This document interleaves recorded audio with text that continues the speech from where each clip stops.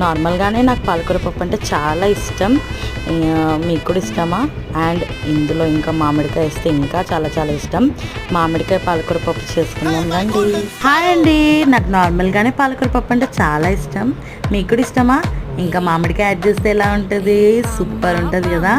మరి మనం చేసేద్దామా పాలకూర మామిడికాయ పప్పు? రండి మరి.